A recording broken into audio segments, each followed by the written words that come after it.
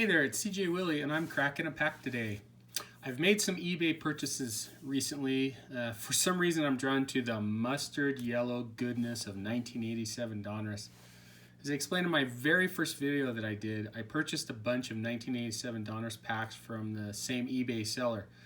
I've included the link to my first video in the description below. It includes information on what I look for in purchasing packs from an eBay, plus why I believe the packs I bought from this eBay seller have been unsearched. I've already opened a handful of the packs off camera. I got a Will Clark rookie and a Mark McGwire first year Donruss card. So what do I plan to do with these packs? Well, I'm going to crack them, of course. I'm going to call this segment of videos with me cracking my 1987 Donruss packs the Mustard Rookie Card Chase. I'm going to be chasing the following rookie cards from the 1987 Donruss set: Bo Jackson, Greg Maddux, Rafael Palmeiro, Mark McGwire. I know it's not his rookie card, that was 1985 Topps, but this is, his first Donruss card. Will Clark, Wally Joyner, Jamie Moyer, Ruben Sierra, Barry Bonds, David Cohn, Bobby Bonilla, and Kevin Brown. Heck, I'll even take some of the rookie cards that aren't of the same value, like B.J. Surhoff, Terry Steinbach, Doug Drabek, John Crook, Chuck Finley, Mitch Williams, and Kevin Mitchell. When I do each of the videos, I'll have a little chart at the end of the video. If we hit one of the Mustard Rookie Card Chase cards, we'll mark it off as we go along. If I get one of the lesser ones, I'm going to call them the consolation cards. We'll mark those off as well. So as I go through and I crack each of the packs, as always, I'm going to choose the best card out of that pack. It doesn't mean it has to be a rookie, a superstar, or Hall of Famer. I mean, it can be just a goofy photo, something interesting about the player, or maybe some memory I had of the player from back in 1980. So I'm going to go through quite a few segments. I've got quite a few of these. I think I bought somewhere around 30 to 36 total. I've opened a handful.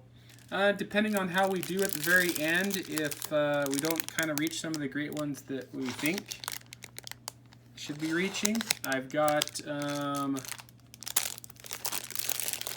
few rack packs that I bought from a different seller that I'm going to open, because my channel is cracking packs. They don't sit unopened, and see how we do. All right. So let's go ahead and move these off camera. As I showed you, these are from my personal collection. So I'm really looking to get some of these. B.J. Surhoff, Bo Jackson, got Greg Maddux, Rafael Palmeiro. There's the Mark McGwire, first year Donruss. I actually had one before. This is one that I cracked out of one of these packs that I got from the eBay seller. There's the Will Clark. I didn't have it before, so this is my only Will Clark. I got that out of one of these packs from that eBay seller. Ruben Sierra, Barry Bonds, Barry Larkin, David Cohn, Bobby Bonilla, Kevin Brown, and I'll put the Will Clark back there. Maybe switch him up with the Bonds. But that's what I'm going for. So all of these are already in my personal collection. The goal of these videos and cracking these wax packs is I want to see if I can get all of these again. So let's move these off camera and let's crack one of the wax packs. Okay. So if you check out my earlier video, the first video that I did, it's linked in the description below.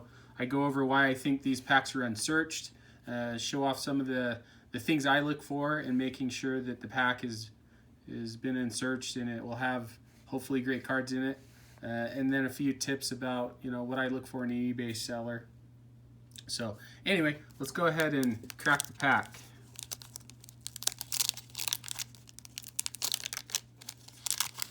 Mustard yellow goodness of 1987 Donruss.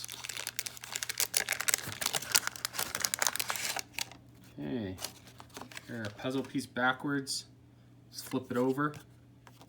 So the puzzle pieces in 1987 Donruss were Roberto Clemente. Maybe I'll be able to put together the complete puzzle with all these packs. If I do, well, I'll show that off in the review video that I do at the very end. Kevin McReynolds spent a number of years with the Mets, moved over to the Padres, had a decent career, had a little bit of pop in his bat, had some speed, was a decent defensive outfielder. These kind of clump together a little bit more than the tops do. Ken Phelps. Ken Phelps with the Mariners. He was part of the infamous Jay Buhner going to the Mariners and Ken Phelps going to the Yankees. That trade definitely panned out for the Mariners. Okay, next is Don Sutton, Hall of Famer. This is toward the end of his career. I believe by this point he had 300 wins. Let's take a look at the back. Yep, 310 wins. So you get a look at the Donruss back. Donruss, different than Topps and Fleer, would only do recent Major League performance. I believe in the early years that was 4 years of data, and then their career data. Later on it changed to 5, and then toward the end Donruss got the picture and included all of the Major League performance. Dale Murphy, Diamond King. Dale Murphy is one of my favorite players. I think it's a travesty that Dale Murphy is not in the Hall of Fame. He should have been in the Hall of Fame a long time ago. If Jim Rice is in the Hall of Fame, if Harold Baines is in the Hall of Fame, Dale Murphy has to be in the Hall of Fame. All right, next card, checklist. Not much to say about checklists. Gary Pettis. He came up, had a ton of speed, but just couldn't hit for a high average. Struggled with on-base percentage. He was pretty decent defensive outfielder. His son is, I believe, a wide receiver with the San Francisco 49ers. Okay, next card, Larry Anderson, relief pitcher with the A's. Larry Anderson, just like earlier Ken Phelps, has a little bit of notoriety. He was traded from the Astros to the Red Sox. The Red Sox needed a reliever for their playoff stretch run. The Astros got in return Jeff Bagwell, future Hall of Famer. Neil Allen, he was part of my 1982 World Series champion St. Louis Cardinals. He started a few games, but it was really more of a bulk middle inning reliever. He saved a few games as well. Well, these are a little bit hard to separate. Next is Juan Beniquez. Pretty much a career fourth outfielder, pinch hitter. All right, next card, Cecilio Guante. He was a middle innings reliever, kind of bridge to the bullpen. He was the if you want to call it back in the 80s, the setup guy for Kent Tekulve. All right, Brooke Jacoby. He spent a number of years as a third baseman for the Indians. I believe he had a couple of all-star appearances. Mike Greenwell. This is Mike Greenwell's rookie card. I didn't have it listed as one of the consolation cards, but it's not a bad rookie card to get in a pack. He came out with a couple of really solid first years. It looked like he was going to be the heir apparent to the Green Monster left fielder, kind of in the footsteps of a Fred Lynn to a Dwight Evans. It just didn't really happen for him. Mike Aldrete with the Giants, backup outfielder, first baseman. He spent a number of years, and I think he's still a hitting coach. I think he was a hitting coach a little bit with the Cardinals and the A's. Wally Backman. Interesting story about Wally Backman. Go to Wikipedia. He was going to be the manager of the Mets, I think, or maybe the Diamondbacks. I can't remember which. But he had some run-ins with the law and a little bit of history. He was a fiery manager and ended up, I don't even think he managed a single game. Final card in the pack is Steve Buechele. Steve Buechele spent a number of years with the Rangers as a third baseman. Had some pop, couldn't hit for much average, struck out quite a bit, but I think he spent a good 4 to 6 years as a starting third baseman. Okay, reviewing the pack. What do I think is the best card out of the pack?